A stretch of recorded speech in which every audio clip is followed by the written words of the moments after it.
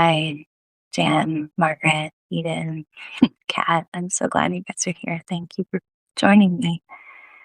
So, during my meditation, I heard, "You've lived an extraordinary life." I'm just doing my life. I don't label it extraordinary. I tend to not share a lot of the details because they're just so personal. I've never really felt the need to. But as I was hearing that and I was seeing just flashes of story after story after story that I can barely believe, I had to agree with it, which surprised me. I get a lot of people asking me how I ended up in Peru. I live in Peru. I'm a mom of three little boys, 10, 8, and 6. Oh, my middle one just turned 9. Sorry, Liam.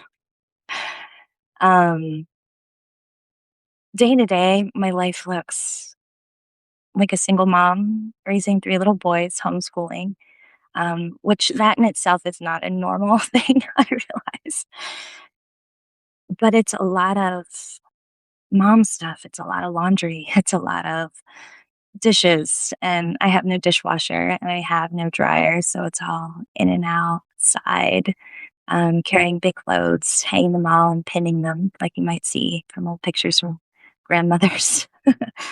um, I have no dishwasher. So I do a lot of scrubbing and drying. And the food here is not so fast or convenient, or frozen meals aren't really a thing. So everything's bought at the market, hauled in, um, and usually on my back and cut and washed and things like that. So my daily life looks very slow. And so when I heard you've lived an extraordinary life, it sounded kind of silly. But the truth is, looking back at it, um, I was an orphan in South Korea. I ended up being one of the only Asians and minorities in a tiny little village of 6,000 people in Pennsylvania, which has a lot of stories of just fundamentalist Christian backgrounds, a lot of overachieving, and being this little odd duck that was constantly on the front of newspapers and winning awards and things like that. So how did I go from Pennsylvania to Peru? Well, I took a stop in California where I built up a career working for some of the biggest companies in the world and dating television producers and hanging out with celebrities and billionaires and ending up at wild parties and barbecues and jetting off to different countries. And what's so funny is from the perspective of the Los Angeles world in Los Angeles, none of it looked that crazy. From the perspective of the small town girl living the small town life, none of it looked that crazy. From living in the jungle and just harvesting cacao, none of it looked that crazy. It's just the perspective of jumps between worlds and the high contrast of it that now I realize I'm almost having whiplash at times of like, what is my reality? What's a normalcy? Because when we've seen from different perspectives of the world, where one person goes, "This bottle of water costs 1 sol," and another person goes, "That's the cheapest thing ever. This is crazy. They cost $3, and 1 sol is 25 cents or 30 cents."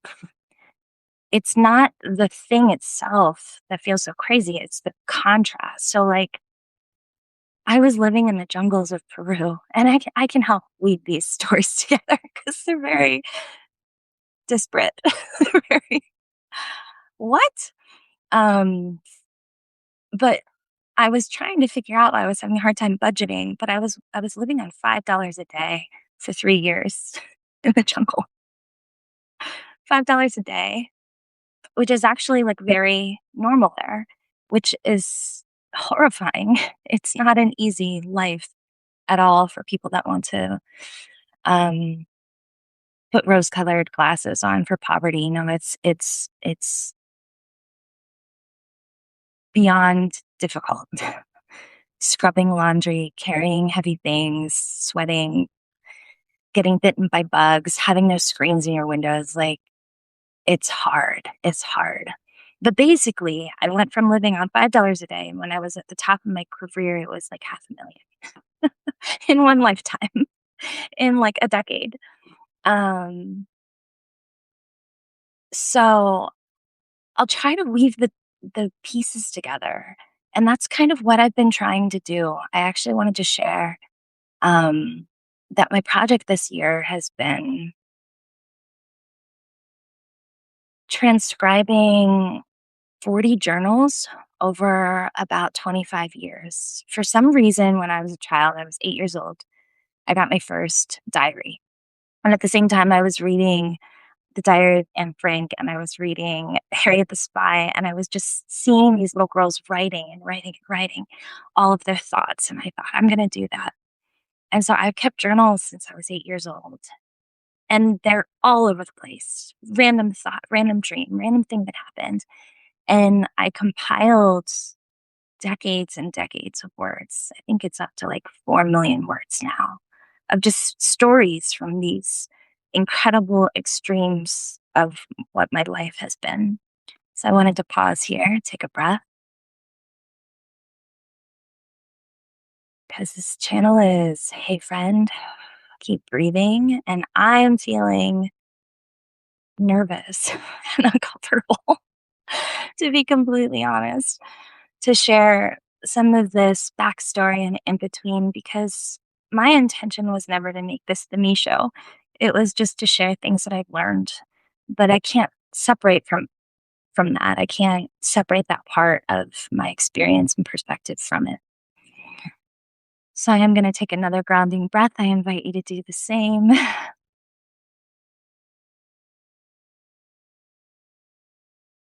And then and again. I tell people to sigh, exhale, unwrap one light. Because, yeah, for you guys just tuning in, I had a meditation that said, go share your extraordinary life. And that felt odd because it didn't feel that extraordinary. But I do have some really wild and weird stories that I've been sharing little tidbits of miracles and magic. What are the chances? And I do realize it's been a fun adventure. So, echoes of the heart, thank you for being here. Amanda, thank you. Sculpting a Life, what a beautiful title and wonderful. You guys are the best. This group of people on Substack is just so incredible, and I've been so honored to read, what you write, and share from your heart. I find that this community is just one of the most honest and vulnerable. I kind of stay out of the noise of politics. Can get into that. But if you guys have had, very thank you. If you've been in my other lives, I tend to do healing stories and channeled information and things like that. And I ask people to share their questions about their pains, and we go through some of the basics of body work. But this time, I wanted to just pull back the curtain a little bit on some of my backstory as an orphan from Korea, and then a very small town girl and the only Asian. There were like three of us in our school of a lot more than that. It was a very German, tiny town with a church on every block where everybody knew everybody. And then I moved to this huge, wild, bustling city, to USC. And I was actually just telling somebody, I was there during the three-peat national championship. I don't have a feeling that you guys are the sporty guys, but it was just a really strange time to be there when there was all of this national news coverage and huge, wild parties around this football arena and ritual. But I've had so many what are the chances moments. So, Kat, thank you for being here. Maria, please feel free to connect on the chat. If you're here, just drop a little hello. I'm here. Tell me where you're coming from, because I really want to know more about who's here with me tonight, sharing this space. So I'm gonna see what comes in for story time because during my meditation, what happens during meditation is it's almost like this kaleidoscope of information that happens, and it just ding, ding, ding, ding, ding. It's almost like I'm seeing 100,000 things all at once. Okay, so let's swing from orphan, small town, cheerleader, pole dancer, hair cutter, um, grocery bagger at an Amish shop, to how I became a healer and channeler, which even those words I'm not a big fan of. I don't like these strange identities and titles and the things that people associate with it because it's just me. It's just me. And yet it's more me. I don't know if that makes sense, but I'm so glad to have you, Melissa, from Eastern Oregon. Thank you for being here and shift happens stuff. You're the best. Um, the healing journey. Okay, so basically, I was working for these enormous corporations, dating a TV producer. I was like out on shoots with him. It was reality TV, and it was like Apprentice, um, Bachelor, VH1 shows, and the Emmy Award winning one where they travel everywhere. I can't think of it now. That's so funny. There's a Peyton, real person I know. I love Peyton. I'm so glad you're here. I had a download that I needed to share more of myself and some of the weird whining stories. So I did a little backstory of the crazy contrast of living on $5 a day in the jungles of Peru to living in the biggest city, working for huge corporations, making a ridiculous amount of money. And then how I became a healer and channeler. So I was working for these corporations. I was seeing through layers and lies and corruption from the inside in communication, from board director meetings, funding meetings to what we were going to present to people. And it was horrifying. I didn't want to participate in it. And I had started a couple tech companies hoping that there'd be more goodness and service to the world, but I saw more of the same. And I was 30 and my body was falling apart. And my inner world was a crazy mess. And it all looked really shiny and pretty and lots of shoes. And, um, and I was just miserably upset. And I was starting to heal and listen to my intuition. So I dropped everything and I went and traveled and I drove across the country with it seemed like it all happened like within a week because I broke up with a boyfriend that had a ring ready, turns out. And I sold all of my belongings. I took my dog and like a suitcase of everything that I had built in Los Angeles for 12 years, which was insane. And I just drove across the country by myself. And during that time, there were all these synchronicities that started happening. Bam, I had a place to live. Bam, like I ran into some friends. Bam, this woman at a gas station hands me a business card and it just says like this chant, um, Namyo Renge Kyo. I can't believe that came back, but she had it written on a card and she was like, you need to have this at a gas station. I ended up chanting it and it's this incredibly old mantra to get you back in alignment with yourself and with source. And I was like chanting it as I was driving. And so that happened. And I was in Texas during Christmas on like some roadside um, hotel, like one of the really creepy ones. And then drove through Texas when it was snowing. Anyways, it was nuts. And life just started to open up and unfold. And what are the chances? One after another after another. I ended up reconnecting with a childhood friend. He ended up becoming my husband for 12 years. We had three little boys. We ran a guest home. Okay, sorry. Jumping ahead. A lot of things happened before that. I landed in my small town. I decided I was going to travel and take a sabbatical. At that time, people weren't doing these like epic travel quests. This was like 13 years ago. So there weren't all these people that were like post COVID were like, I'm going to change my life. And there weren't all these podcasts telling you to like go start over again. It was a very new thing, but sabbaticals were socially acceptable.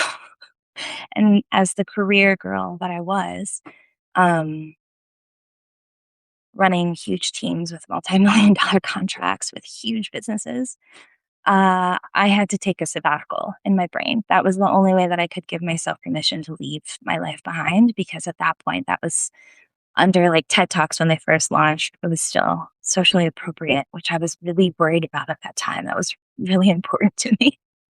Less so now. But I decided to travel all over South America. I went from Peru to Bolivia to Brazil. And I was planning to travel all over the place and do this kind of like bucket list travel thing. But I ended up taking this really slow route, no cell phone by accident because I lost it, and found my intuition and found guidance and asked myself what I wanted every day. And again, like things started to click and unfold. But I just shared that I first started kind of, I didn't know what to do. You take these crazy wild leaps and you think, oh, I'm going to know what I'm supposed to do. Usually I don't. Usually I'm like, I guess I bought the ticket. Shit. Now what? Um, oh, excuse my language. I swear a lot. As much as I'm like spiritual and channeling, breathing, and joy and love, I swear a lot. So if they pop out and you're offended, just click off or laugh with me. But I took a very off the beaten path trip. I ended up just getting on random buses. And I mean random buses, like didn't know where they were going, got on, saw where it took me and figured out where to stay. It was this time where I didn't have a plan and I didn't really want to overplan because everything in my life had been in front of the screen and completely planned out. And I didn't want that anymore. So that's how I did it, and I ended up instead of going to a million places, I would go stay places for 2 or 3 weeks. I would find a tiny little village, I would stay with a family, like, crazy doors would open up. Colorful language, I love it. Yes, so many colors. I've been posting a lot about colors. We do need more colorful language, I think. So, back to the story, and I will jump around if you don't know. That's part of the fun, I think. Winding offshoots. I traveled around Peru. I ended up trying to get out of South America and get a ticket back to the States. I was almost out of money. And I had no job to go back to, but I was like, I should probably go be a responsible adult again. And I couldn't find a ticket. And so for like less than $2,500 to get back from Rio. And I had this thought, I think I should go to South Korea. Which who thinks that? Like, who's in the middle of like, I don't have any money.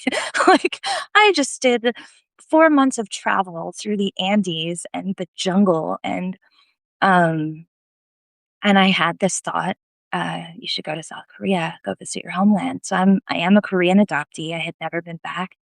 And I was like, "Yeah, right, how?" So I just looked. I looked and I saw this Google thing, this deal pop up that was like, you wouldn't believe it, and around the world, like, from Rio to the UK for a stop for 4 days, to South Korea, back to the UK, and back to Pennsylvania, and it was less than $1,000. Like, I couldn't find a ticket back from Rio to the States for less than 2,500. So I was like, I guess I'm going to Korea. I had no money, I had no plan. I was couch surfing.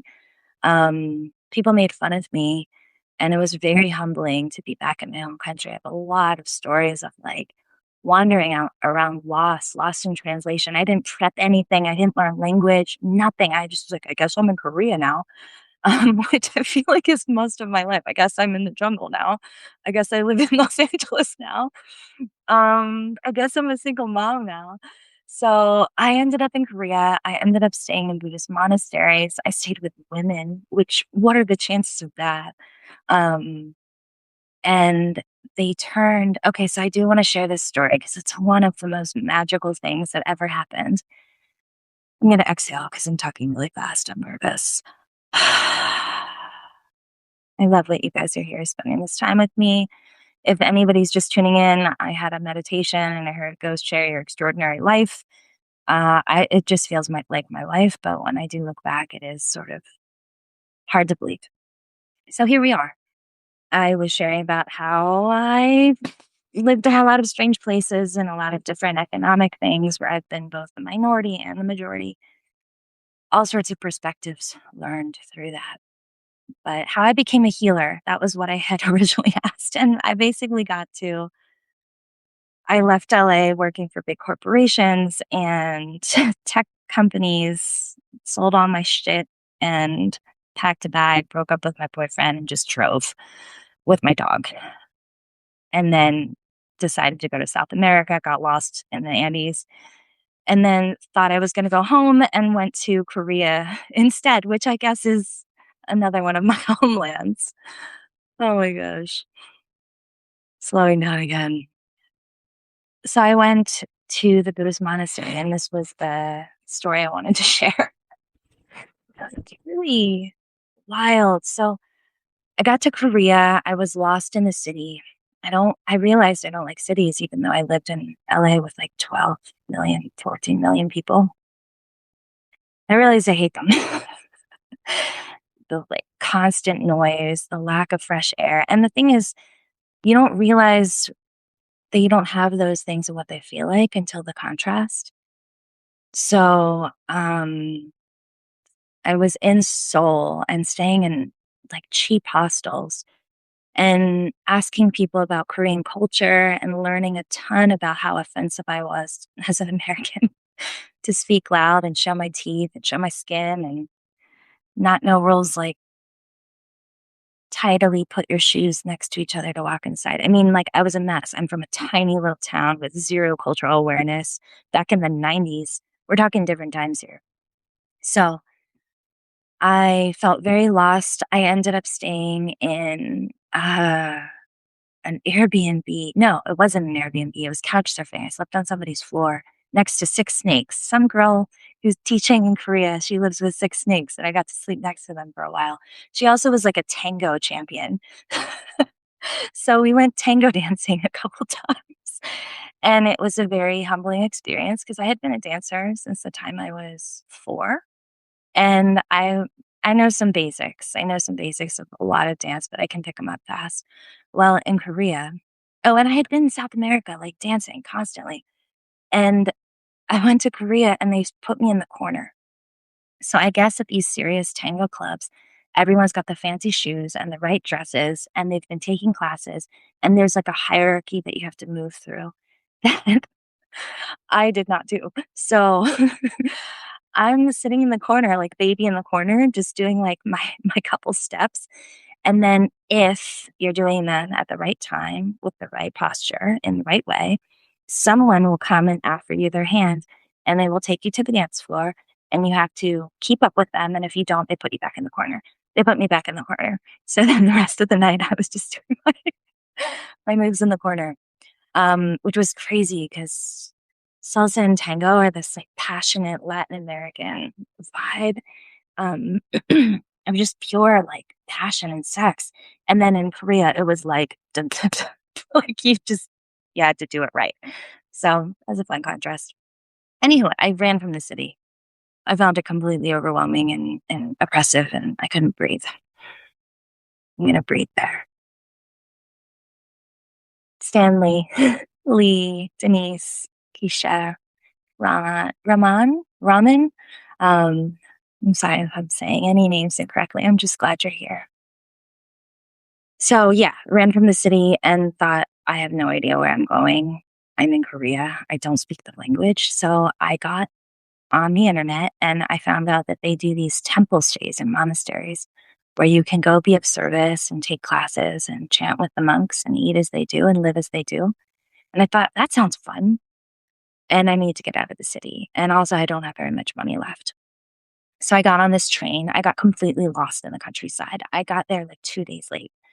I got lost in the countryside. um, And it turns out, like, trying to eat there, I didn't know the rules or which restaurants you could go to or which places were restaurants. I mean, I was lost. And if they just go like this to you, it means like you're not welcome and you have it wrong. So I would just like run away. So I was lost in the countryside. Finally got to the monastery. Still don't have a phone, by the way. As I mentioned during this trip, I lost my technology and I didn't buy a new one because I don't know. I just make some very interesting choices. So I end up at this monastery late, really late, and it turns out they're doing preparations for Buddha's birthday, which is putting up tens of thousands of handmade paper lanterns all over, like, multiple hectares of property through the forest, and they were waiting for me, and it's also very offensive to not be on time and not tell someone you're gonna be on time, which I found out with a very stern welcome, and I was just a sopping wreck by this point, after being made fun of and called fat and too tan and that I would never fit into Korea. And I was an orphan, like trying to come back to my homeland. So really intense feels, very intense um identity issues as like I related more with being a small town white German girl with the last name that's super German. I changed my name by the way. Um and then showing up in Korea, not knowing any of the cultural norms, and ending up in a monastery because I had this vision that I was supposed to go to Korea, and I went. So I end up there, and it ended up being the most healing and beautiful place I've ever been, and it felt like coming home. I put on they're these incredible, like, canvas outfits. They're, like, brownish gray, beige, and you just put it on every morning, and there was this familiarity to it, and I loved it. I worked in fashion. I hate fashion. I can't think about how things look. I don't notice what people wear. So when I got to just put on the outfit, I don't know what it's called, it was so lovely to wear the same thing every day. And I would just wake up and chat with the monks at 3 o'clock in the morning. I would help prepare food. I would clean out rooms. And then the women, I just so happened to stumble upon like the one Korean monastery that had women as monks. And it's very rare. And it was a very challenging thing. Her name was Bokwan to be able to be a monk there. And she ended up traveling all through the States to share Korean Buddhism. So I just so happened to be at the one place where there was a woman who spoke English, who was a monk. And so she would just share stories and she had coffee. Oh my gosh, you wouldn't think that the monks drank coffee, but we did this most lovely slow course. Anyways, they invited me into the office when they found out I had marketing experience. So I ended up staying there with them every single day, doing photos, doing stories, all sorts of stuff. And at the time, there was this group of children that were visiting, and I found out that they were all the like undesirables. That basically they were all the kids that got in trouble, all the kids that didn't listen to directions. And Korea is like, they have an expression, and I think it's Confucianism, and I'm probably getting my like Asian mythologies wrong, but that the nail that stands up is the first to get knocked down. Um, so you follow the rules. Like people have the same haircut, they wear the same clothes, they wear the same glasses, like they do the same things each day. It's kind of that thing that I was saying in tango, where like you sit in the corner, and if you're not doing it right, you're not welcome into the party. And if you show that you're doing it appropriately, then you are. So that's fun. So here were all these weirdos, these like weirdo kids who like break the rules and don't do, and I love them. I love them so much. So I ended up doing this therapy thing with them. I don't know how I got involved in this, but I had just come from Peru and hanging out with hippies. So I was like, I'm going to bring some of this in. And I did this dance thing, which turns out is the least appropriate thing to bring into like prepubescent teenagers in Korea who are all in trouble. and at a monastery, but I did it. I broke every rule and I kicked out the elders, which I was like, I just want them to be real and be able to like fall into their skin. So I kicked out all the male elders. I got in so much trouble. And the kids all came and sat with me and they were like, that was so cool. That was so cool that you did that. And I was like, I didn't know I broke every rule. So this was the kind of like Asian Buddhist monk I was. But it was amazing. So I'm hanging out with a female English speaking monk in Korea. Another woman named Judy who like left her corporate career, raised 3 children, and was living as a facilitator to help bring people in to this temple stay program. And we were just hanging out. So the last night, now remember, I got there late for Buddha's birthday. I messed up. I didn't get to see the lanterns lit, the tens of thousands of lanterns to hang and light. I missed the whole party because I got lost in the countryside without a phone. So uh, the last night, I hear this knock on my door. Doo, doo, doo. And it's like nighttime, and this has never happened. And I've been there for weeks and weeks on end. Time does weird stuff. And oh, by the way, the whole time I'm in the monastery, I'm getting in kind of mini trouble all the time. My American brain calls it like getting in trouble. I was learning the norms of what's appropriate culturally, and they were doing it so beautifully and so gently. Like I would just have Judy be like, Megan, here in Korea, we put our shoes like this. It's neat, it's tidy, and no one trips. And I'd be like, okay, I'm sorry, Judy, I'll work on it. And then like 3 days later, she would go, Megan, your shoes look good. And I'd go, oh, okay, thank you. Thank you, Judy. Thank you, Bokwon. Megan, here in Korea, water is sacred. So we don't just waste all the water. We use a little bit and then we rinse them all. And I was like, I'm so sorry. I didn't realize I grew up in the States. We don't think of things like that. Ugh. So I was just like constantly getting corrected this whole month that I was there. And very humbling and very good for me to learn the culture.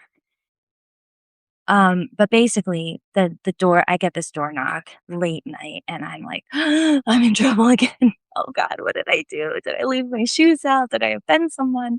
Oh, and there was one time when I was in the office with these 2 wonderful women who helped heal my mother issues of Korea, that there was a woman who came in speaking Korean and I learned a very basic amount of Korean poorly. I tried so hard, but it's a very hard language. And so I basically learned, I'm so sorry. I don't speak Korean. Please forgive me. And it was something like, and this was, forgive me for any Korean speakers, it's like 14 years ago. 한국어 못해요. 실례합니다. And it's basically like, I'm just so sorry. I don't speak Korean, but I have a Korean face. And so people expect me to speak Korean in Korea with a Korean face. Imagine that. I totally understood. People ask me all the time. So this woman comes in and she's talking to me because I'm working in the office now. And she's just like talking at me. And I'm just saying, I'm sorry, I'm sorry, I'm sorry. And she starts screaming at me. And I'm like, I wish I could help, but I can't. And then basically Judy and Bill Kwan, they like show up on both sides of me and they just start reaming this woman out. And then the other girls translating it and they're like, they're telling her, we have abandoned our children. We have sold off our children. Our daughter has come home. You will never treat her with disrespect. And I'm just crying. Like, they have my back.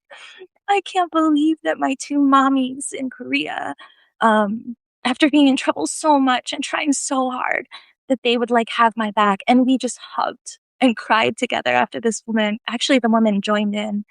And we were all just hugging and crying in the office that like their daughter had come home. It was so beautiful. It was so beautiful. And the last night I hear the knock, I think I'm in trouble.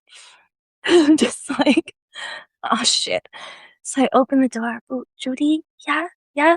And she's like, Megan, come outside. And I'm like, oh fuck, I'm in a lot of trouble.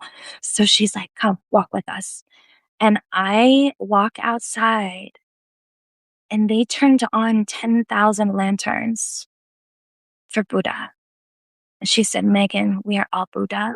We have never done this for anyone, but we heard to turn on the lanterns for you because I had missed Buddha's birthday because I was lost.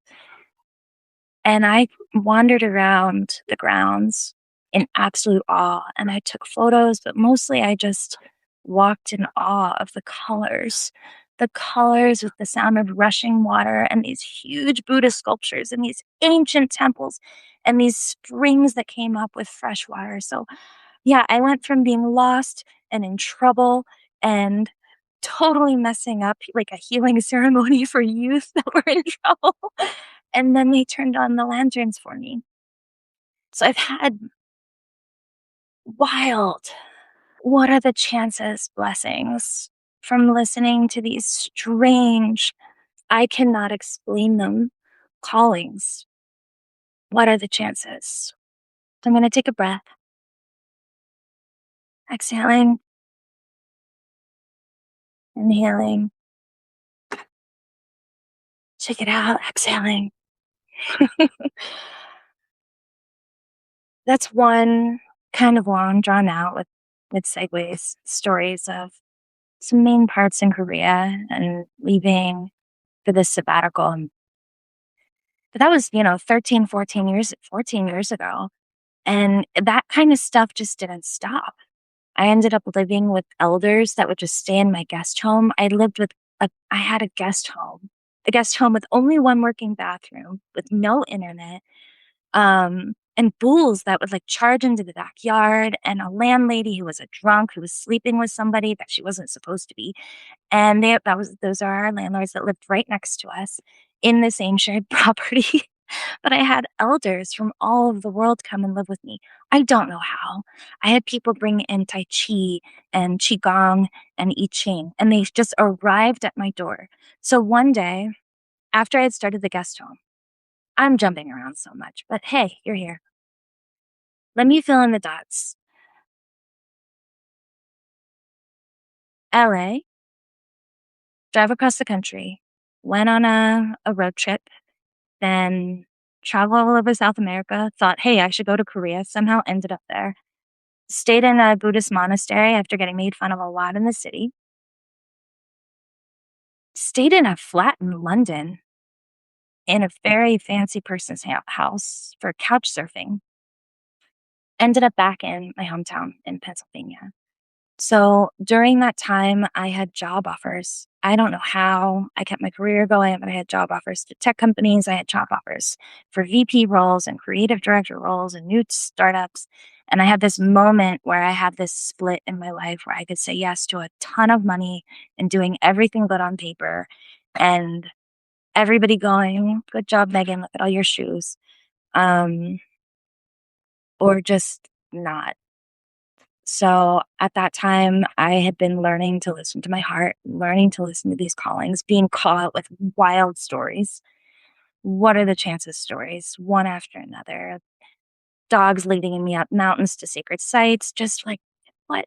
So I started dating that guy that I had met who was my childhood friend, who then became my husband, who I'm now divorced from.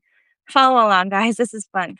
Um, And he asked me, "What does your heart say?" And I said, "All I can hear is Peru," because we were having this long conversation about the pros and cons and where we should live. And I was like, "All I can hear is Peru. That's all I can hear."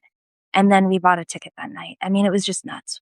I was like making just instinctual fly by the seat of your pants decisions. So then all of a sudden, like, I think we ended up getting married and farm. And then a week later, we flew to Peru. Yeah, real things I did. And it was a potluck. By the way, you can feed as many guests as you want if you just all bring food. I was like, everyone come. I haven't been in Pennsylvania for 12 years. I just want to see if people show up to this wild wedding of me marrying like my middle school friend. Uh, and people came and everybody ate potluck. People brought pizza, like, and everybody ate well. I'm pulling the curtain back a bit today. I had a meditation to share more about my life story. So if you're still here, thanks. This is fun. Um, Buddhist monastery. I moved back to Pennsylvania and then thought I think I should just move to Peru. So I did after getting married because we were like, oh shoot, we should probably, if we're gonna like travel internationally and maybe not come back. Maybe we should do this legal stuff that we already decided on. So we did. And then we were in Peru and we were working in a hostel. And then we moved out to the countryside because, again, cities, it turns out I don't like them. And I have a lot of reasons and have done a lot of meditation on like the vibration, the speed, the intensity, the metal, the crunch, the pressures, the spending. Anywho, it was really fun in my 20s and I am glad I lived in them. But now can't do it. I ran a guest home. I lived with, I think, 500 people in like 2 years. I shared a 6-bedroom house with one working bathroom in a really crazy situation of culture shock, newly married, breakdowns, drank a lot of plant medicine those first years, and was just trying to find myself, and lose all the parts that aren't me, which is a lot, and continues on. So, what was I going to say? I Ching, Tai Chi, master teachers coming and living with me. All these things kind of just arrived.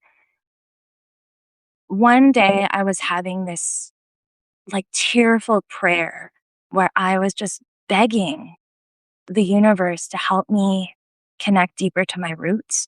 I had done a little bit of it going to Korea with the food and the connection to the mummies there and Korean Buddhism and Taoism.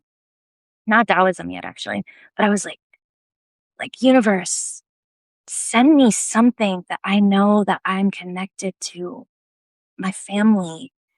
And I didn't even know what that all meant. I just started sobbing and begging the universe to help me connect to my roots because I felt so unrooted. I mean, I just picked up my life like multiple times and like flew between worlds. And the next day, I swear, a guy shows up with the I Ching and he does a reading for me. And I am sobbing hysterically. And I actually got it tattooed on my wrist. So if people have seen pictures of me like holding butterflies or my hands with journals or something, I got this tattoo because I got this reading for I Ching and I heard your ancestors are with you. You speak this language. This has been invited by you and you will study it now. And I was just like, okay. And this I Ching symbol is basically the revolution, which is if you want to see a revolution out there in the world, it starts inside. The revolution starts within. And then this way it's revolution. And then if you look at it the other way, it's the cauldron, which is like your offering is everything that you put into your system. Whether it's what you consume, your thoughts, who you hang out with, the energy that enters what we consume on every level. That is what we're putting out and is our prayer. And so I just think about like everything starts from within. And that's been my guiding force of like deep personal responsibility, deep personal reckoning, and everything starts from within. But basically, I sent this prayer out, and then somebody with the I Ching just shows up in my house, and I heard this message from my ancestors like boom into my brain that I know this language. And it was the first time I was seeing it. So I continued to study it for the last, 14, 13 years. And it's been the base and the foundation of what I come back to is Taoism, which is all about the whole and the path and the way. And there's a few amazing Taoist writers here on Substack. If you haven't looked into it, go for it. By the way, I have fundamentalist Christians on my page. I have Muslims on my page. I have Jews on my page. I have people who don't believe in any sort of woo-woo nonsense stuff. I connect to poets. I connect to creatives. I connect to people who are just real. And I find that that does not have a religious ideology. So I just find that I connect with people who I like their heart and their honesty. I also have a lot of people unsubscribe once they see the stuff I post, so that's okay. But yeah, Taoism's always been my base. And the beautiful thing about Taoism and Buddhism is they're like, it's all oneness. So we don't really care which way you get there, whether you call it God, creation, creator, whatever. It's all the same. So that's my personal perspective on it. And then breathe again because I'm talking fast. And exhaling. and just checking in. Poems for Wild Humans, I love you. Kim Williams, hi. It's been nice connecting. Kalpana, Liam, that's the name of my son, hi. Thomas, David, Sage, and I'm not even going to say hike, and Mac. It's really wonderful to have you guys here. Feel free to ask some questions about weird, crazy stories. I've been sharing more about miracles that I see on Machu Picchu and people who rise from the dead and people who have their death restored after a session and tens of thousands of dragonflies swarming about in my page. So I've been sprinkling some of the stories and I haven't really connected the dots very well, other than one kind of original post from a year and a half ago about my backstory. So, for those of you tuning in, you can go rewind later or check out the introduction post to wind those together. But today, I kind of wanted to just get into some story time. Um, let's see. I talked about how I Ching just arrived at my door after a prayer that I said that I wanted to connect to my roots and my ancestry because I didn't know how as an adopted Scotch Irish German is my parents' heritage, um, Korean. And yeah, it's been a tricky thing, this idea of identity. I think there's this beautiful gift of having your identity shift so many times in so many realities from different perspectives so quickly because you really start to realize none of it's you. Like it's always shifting. Or these roles or these games that we play for a little while. Like you step into a new reality, you try it out for a while, you learn some stuff, and then you you live. So me being like, I am orphan, I am like adoptee. I am like there are things that happen, there are things that formed me. I didn't share about the jail and the mental hospital, which were some hard, crazy chapters in Los Angeles. But yes, I went to jail twice and I was locked in the mental hospital once um, because I had insurance and I had tried to commit suicide. I had actually flatlined, drove myself to the hospital because I was so bad at asking for help. And ended up being at an orthopedic hospital and I parked my car on the median and they said, "We're putting you in for your own protection." I said, "That's fair." But then I got to see the inner workings of the system of institutional mental health. And I do air quote it because what I saw there was shocking. On so many levels, it was shocking. Not only how people are treated and what treatments are and the environment in which people are supposed to get healthy, um, but the souls that have crisis in our wildly unhealthy world. And what I saw is the people inside were the seers. They were the sensitive ones. They were like prodigies in every sense of the word. Like there was one old dude who had written the first computer language ever that went into like every major corporation system. He had written it. He architected a language and a world inside of his mind from nothing, and then it created the system. He was there because he was old and nobody cared anymore. And there was like this concert pianist, uh, poets, a lot of poets, a lot of writers, a lot of thinkers, a lot of philosophers, and a lot of people who heard voices. And people said, that's not okay. So it was wild to see who was really in there and how bright their eyes were and how true their souls were. But yeah, I had a chapter there and I had a chapter in jail, in like the hardest jail in Los Angeles. So that's a story for another day. Do I tell that one today? Maybe I'll jump around a little bit more. If you do have interest in it, you can post it in the comments below. But yeah, I've seen the dark parts of humanity and society and inside of the biggest corporations in the world, inside of the biggest systems in the world. And I had to ask, like, I asked this a lot in meditation, like, really? Why me? Why am I here? But there was something about living and breathing an experience, being immersed and embodying something and seeing it firsthand that anybody can tell you what jail's like, but you don't know what jail's like unless you've been to jail. Anybody been to jail here? Um, I do meet some really fascinating people who've been to jail. And let's get back on track of how to do the dot connection from guest home to healer to whatever, to how I got to the jungle. Is that what you guys want to be here for? You can write in the comments if there's any things you would like to hear. If you have been in other lives, I tend to do more healing work and more centering and how things work in the body because I did discover a healing methodology that works over and over again for like a lot of different ailments really consistently that I was asked to share. And by the way, I never wanted to share any of this. Reluctant. That's the word. Reluctant messenger, reluctant healer, reluctant. Just like super uncomfortable with it. But as you guys have heard just from this, if I'm asked by spirit and my heart to do something, I do my best to do it imperfectly and walkily and blah.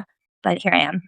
But that's usually how my lives go. Or like, here's this information that I've channeled, practiced, and consistently gotten results. And I want to share more of it. But it's really funny because people have the least amount of interest in that, which is wild because it's free. I literally had a guy who was like, Megan, I don't understand why people aren't watching this video because my eyes look 20 years younger and I no longer use eye cream and my wrinkles are gone and no more dark circles. And I was like, yeah, seriously, if you do it for 5 minutes a day for a month, you'll see like a complete night and day difference in whatever pain you have. So I do have all that stuff on YouTube. So it's free. And then I do channeled sessions where I can tune into people's energy, into people's story, into people's backstory, into people's past life, into people's situations with strange detail that I shouldn't know, but I do somehow. I don't know it. It's just whatever. I just ask for messages for the highest good. But how did I get there? I breathed a lot. Seriously, I know that I harp on breathing, but coming back over and over holds the key to your intuition and your healing and your connection to God. It's the base. There's a lot more pieces, but can't build anything if you don't have a foundation. So breathing, which we're all going to do again. Inhaling in, exhaling, let it go, soften. Okay. So I had a guest home. I lived with hundreds of people from all walks of life, from military families to PhDs in environmental science to hippie kids to trust fund kids to musicians to a kid who got kidnapped by pirates. For real. He got kidnapped by pirates in this modern day. There's still pirates out there. Okay. Met a lot of fascinating people. I talked to a guy who worked for the Large Hadron Collider in Switzerland. If you guys don't know what that is some crazy stuff going on in our world today, amongst many other things. But yeah, lived with fascinating people, had wild synchronicities of what are the chances, things happening for just years upon years upon years. Really enjoyable time. Then I had babies and we lost our house. How did that happen? You have like a working functional guest home. Why did you stop? Uh, because I became a mom in a guest home with like 10 people giving birth at home with a water tub. Had to go for an emergency C-section an hour and a half away. Our car in the middle of the night went into a water channel. And then I gave birth to a happy baby boy 10 years ago, who's my oldest son, Alex. We continued having a guest home as I was a new mother, breastfeeding, not sleeping, dealing with severe postpartum depression, and sharing my home with a lot of people. And at that point, I had been like everybody's mom, but didn't really realize it. He would just knock on my door, "Megan, can we talk?" And I'd like invite them in for tea, and then I'd sit people out in the fire pit. And that it was funny because that was always my role in my corporate offices. People would knock on the door, "Megan, some stuff going on." Like, "Okay, come on in." But then I had my physical human child babies that are mine, and it was very hard to manage people calling me at 4 o'clock in the morning and wanting me to book their Machu Picchu tickets last minute, and you can't do that anymore, by the way, this was a long time ago. And, I was really questioning it because I had loved that chapter so much, but I really did wanna be a mom and still love being a mom. It's really hard, but I love being a mom. And, um our contract for our guest house, it was a rented house, we had fixed it up. The lady was, like, not super healthy or well, but it was a beautiful location, we really liked it, and then she just cut our contract and we were done. And Peru law is not the same as US law and, like, protections and stuff, but we didn't have any rights, so she gave us, like, a couple months, and she's like, "You can go month to month for a while," but I couldn't book any stays if we didn't know that we were gonna not have a house or that we were yeah. So we started looking house after house after house, ended up finding a place, but shut the guest home down, and then we were like, "Oh, we were finally making money, just had a baby, don't have a guest house anymore. Uh, what are we gonna do?" So I went back to consulting and design, but it was much more like heart-led, small businesses, and I was able to do that for years and years. But during that time, I was healing my body, I was meditating, I was still training with different maestros and elders from all over the place that just arrived at my house from, like, a Lakota family to a grandmother from, like, the reindeer collective. People would just show up and I would learn. And the thing is, like, I didn't really know what was happening. It was just, like, looking back, I was like, "Oh, that was weird.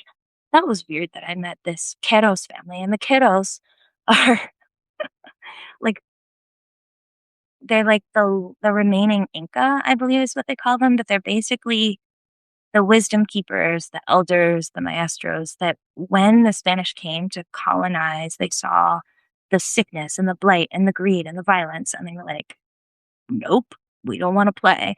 And they just hiked up the mountain to 18,000 feet where no one else could breathe. Literally, nobody else could breathe. And they lived there for 400 years on a mountain with alpacas and huts made of dirt and stone and grass for roofs. And they just held on to old traditions. And then one day they had a shared vision that it was time for them to come down the mountain. So they arrived with literally no paperwork, no passports, no money, no record of them. They had disappeared from society for 400 years. But they heard, "You'll be taken care of, you'll be guided." And one of my friends ended up marrying one of the eldest son of, like, what's called an Altamasiac, and an Altamasiac is like a wisdom keeper of the many realms. There's many dimensions that you can tune into, tap into, know, understand, and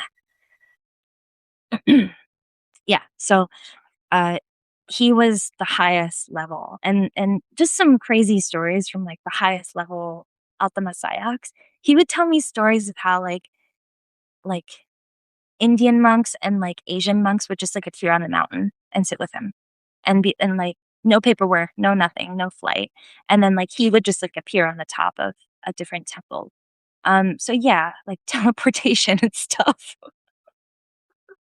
And the only reason they become Optima Sags is because they get struck by lightning 3 times. Right. So these were the kinds of friends I was making here. I'm sorry. I'm like, I told you guys that I had a meditation, share your extraordinary life, and then I saw a flash of 100,000 things that have happened to me, and now I'm just getting a case of the giggles because I told you it just felt like normal, like, it felt like life. Just make a decision, show up, eat, rest, do stuff, do your best, and not fall apart. It was usually, like, my mantra, and then these magical things would happen. So I'm just having a case of the giggles because I just kinda can't believe it. because I wasn't like this special person. I was a person with like severe mental health issues, insane trauma of like sexual abuse, rape. I don't mean to laugh about rape. I'm just in the giggly state. It's not a funny thing. It was horrible. It has so many horrific effects to the soul and the body. And it was a long, long journey piecing myself back together from orphanage and homelessness and just wild stuff. So here I was in Peru with a brand new baby, again without a house and without a business. And so I picked myself up again and started consulting, and I made the money for my family for, yeah, 12 years and continue to do so. And I'm tired. But I've made choices to follow my path, my dharma, and I know I'll be supported. And some days it doesn't feel like that. And human Megan is still like shoes, food, rent. So let me give you another side. You haven't had enough side quests. Let's go.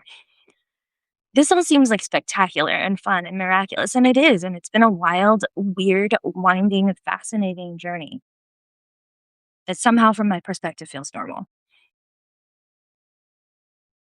I'm just a person. I'm a person who struggles to remember to eat. I'm a person who does not remember to pee. I could go days without eating and not even think about it. And I know that sounds really weird to a lot of people, but like there's things that don't compute in my brain. I can listen to a song 10,000 times and not remember the lyrics, but tell you everything about the story of it. I flip numbers. I'm dyslexic. Like practical world things are probably the most challenging thing for me. And this year has been all about feeding my boys, making sure they're clean, making sure that we do school, repeats, grocery shopping, cooking, washing up. Like every day, this has been my job. And for the last 3 years, it was very like chop wood and carry water, just very like ground my energy, physicalize it, have some structure because I was just saying yes to life and saying yes to spirit. And like I work well in this realm. Like I can hear something and like share a message all about why this right shoulder for you hurts, and how that got there and how to heal it. But then when it comes to like remembering to drink water or remembering to sleep or just any human practical daily living thing, it feels like the heaviest weight. I've been doing a lot better with it this year, but yeah, that stuff's hard for me. So I just wanted to share that. I don't know why. There's a few of you that are going to understand that are like, Earth doesn't feel like home to me. I don't know how to do stuff. Um, but I struggle. Like, I struggle a lot daily. And along with like my personal healing of just trauma recovery and releasing what's not me. Okay. So we lost the guest home. I started over. I started consulting. I continued. Basically, at this point, I started doing a meditation with just progressive um, relaxation. And this is a really big base for healing. Most people who can't sleep or calm down is because they're holding on to tiny micro tensions in their body, in their jaw, in their eyebrows, in their fists, in their stomach. There's just constant micro tensions, grasping, clenching, holding, without even realizing it, because we just pick them up little by little by little. Oh, lights down. That's all ground.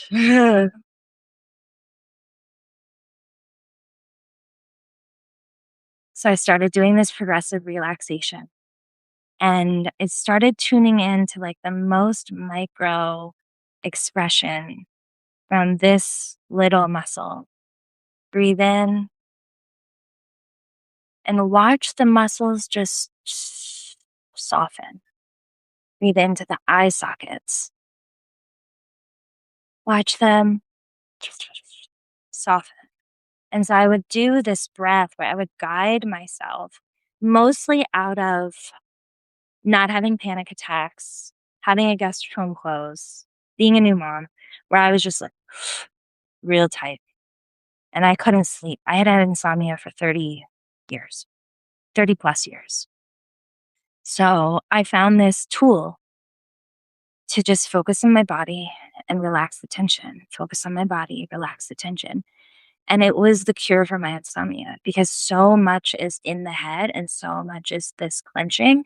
But when you connect the mind and the body and you tell it and you realize that if you can subconsciously hold, but you can consciously let go, you have so much power to shift your state within. So I started doing this meditation every single night for just years upon years upon years. And I sucked at it when I started. I was not good. I would be like, breathe into your head, relax. And then I'd be like, blah, blah, blah, blah, blah. And then be like, shit. Okay, try again. Breathe into your hair, soften. And I get lost and I get lost. Breathe in and soften. And I would go from like the top of my head down through every little part, this muscle, this elbow, right wrist, focusing on every little thing just to get my brain to slow down and my brain to connect to my body and my body to soften. And this was another huge base of the body work because I started to feel energy coursing through me and I started to hear energy coursing through me. It's a language. And I get into that in some of the other lives that like that shiver, that tickle, that twinge are all saying something. They're they're holding information. And if you just sit with it long enough, it will tell you exactly what it needs to heal. It will go, there's a number of things it correspond with. A lot of times it's exhale. I can feel everybody holding their breath. Exhale. Go to sleep. Get a glass of water. Slow your voice down. Let the energy drop. Get some food. I would just hear it through this progressive relaxation. So it was the only thing that turned off my brain and helped my body feel safe enough to sleep because a lot of the abuse that happened to me was in my sleep, which is horrible. So that was a way to reclaim my sleep, reclaim the power between my brain and my body. But then it guided me into what I downloaded, not from this elder, this elder, but like this merging and dot connecting of many, many, many, many, many ancient practices, but all saying the same thing about what's happening within us. So that's how I became a healer. I didn't want to. And then the thing is, once I started to connect my mind, my emotions, my thoughts, and my body together, then I just started hearing information. And it wasn't like hearing, like, hey, Megan, go do this thing. It was like, I'm standing next to someone and I'm like, why is my knee hurting? Did I twist it? What? Like, my thought process was like, when did that start? Where is that from? And then I would be sitting next to someone talking and they would leave and my knee pain would go away. And then they'd come back and my knee would hurt. And then they would go away and I was like, whoa, this is weird. And then I asked, like, hey, are you having any knee issues? Oh my gosh, I have this knee thing I've had since I was like 14 years old. And it was an injury. And I was like, what the heck? Did I just feel your knee injury? And then I was like, cool. We're all more porous and connected and more telepathic, teleempathic than we realize.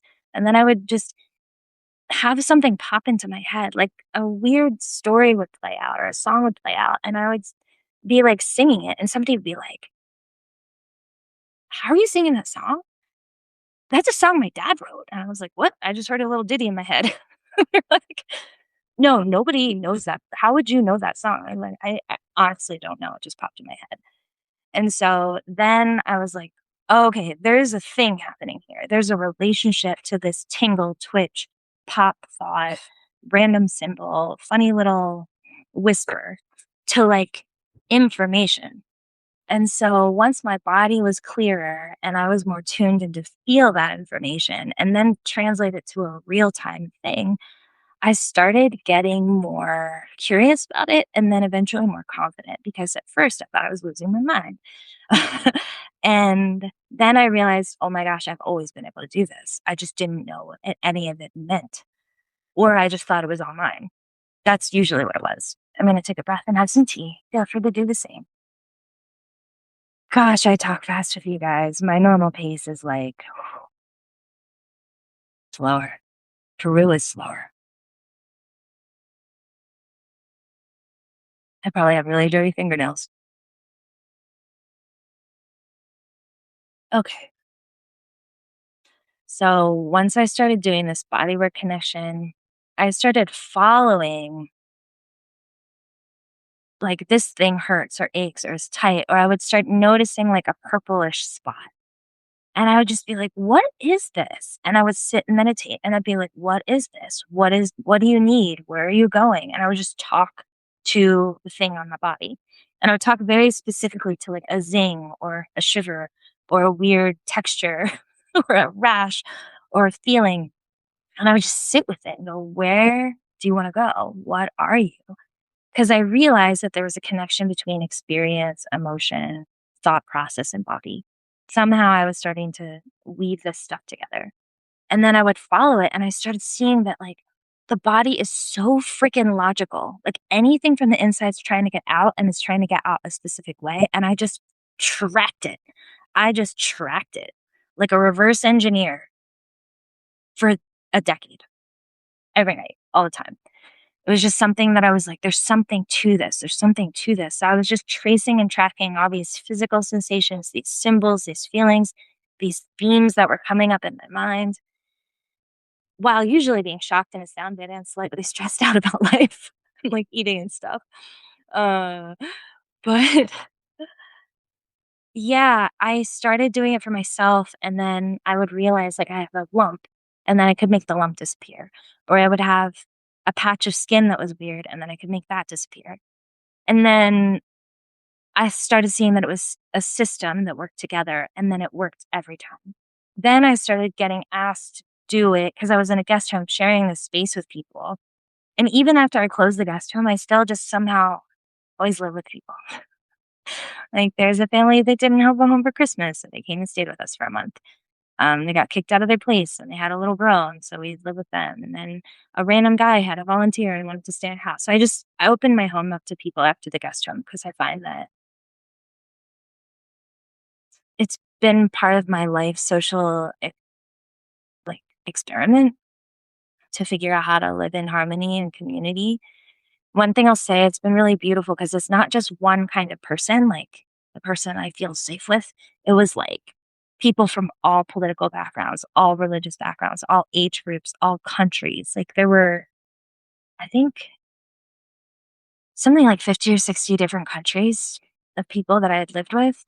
And just can we do that as humans? Can we come together and live in a shared, cramped, uncomfortable place together? How? So that was another whole study is like, how do we come together as humanity? 'Cause that's another little thing to tackle. How to heal your body and how to come together as humanity. Turns out it's all one. The revolution inside is the revolution outside. But yeah, I was just tracking and tracing and following all of this stuff. And then when people were asking me, I was helping them. And then I was starting to see things reverse for them, pain disappear, arthritis disappear, tinnitus disappear, red eyes disappear, people's hair growing back, people's pain, people walk. I mean, just like ding, ding, ding, it was just starting to stack up. I did it for free. And I charged people like $20 a night to stay in my house. Um, and I was like working in an organic farm and being a mom and bringing volunteers in for them. These are just things I don't know. Fuck. Excuse my language. Colorful language. They're just things I did. Like, there's this time in the jungle. I didn't even get to the jungle yet, guys. That was the craziest part. No, this last year is the craziest part. Starting over again with like $0 and zero furniture and like two pairs of pants and like three pairs of socks with holes in them. Because I gave so much away. Yeah, I don't want to do that anymore.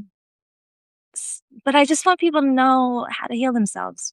So I'm trying to come to terms with all of that now. Um, but yeah, I was starting to see miracles from this, and I was starting to see people come together.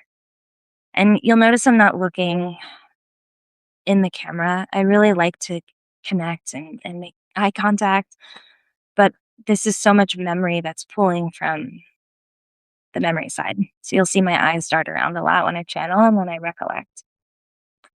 Um, so many things I've experienced in this lifetime.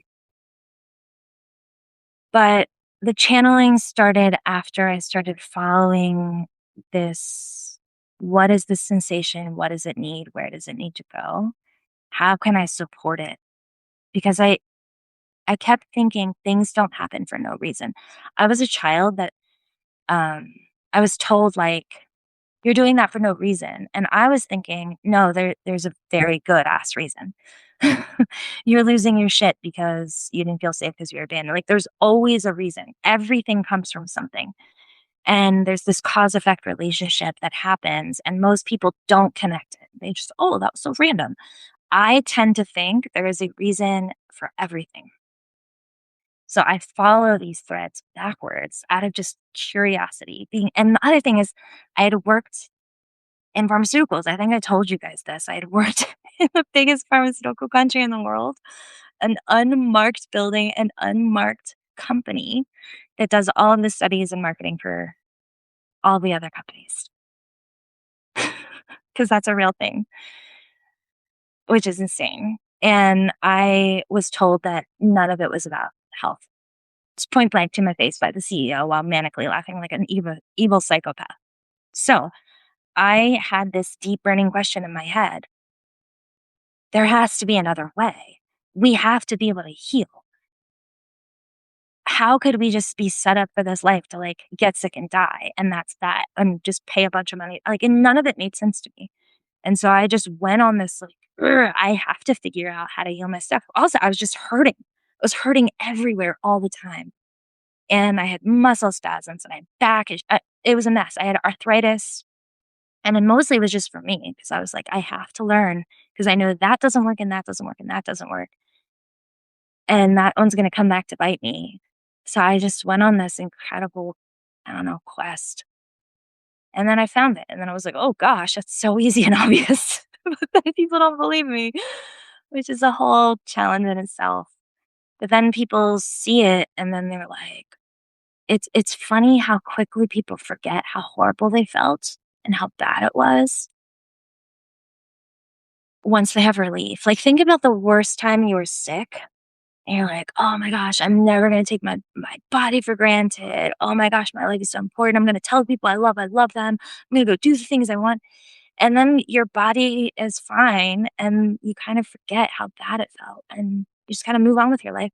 So there are times that somebody will come in and they're like, I can't even lift my shoulder. I can't even lift my shoulder. I'm like, oh man, let's work on it. And then I'll ask them like a month later, like, how's your shoulder? And they're like, oh, I thought about my shoulder. I'm like, is it still bad? And they're like, oh yeah, it was really bad. I'm like, so it's better? And they're like, yeah. It's just wild doing this work. So yeah, I figured out how to do some stuff. And then once you realize how deeply connected you are to energy and what it means, then when these things pop in your head and you say them, and then there's like constant confirmation. How could you know that? That detail is so weird, so validating. Da da da da. I cried. It changed my life. Like I get, I get the craziest comments, and the funniest part is, it means nothing to me. Like it doesn't not mean anything. It's so important that there's a validating message. It's so important that people are seen and heard and their stories are felt in a deep and meaningful way. So I don't mean that. What I mean is when random stuff pops into my head and I say it, I have no association with it. I don't know how it's going to land. I don't know how it looks in the literal sense. And sometimes how it comes in is like very surprising. I'm like, I keep seeing a white elephant.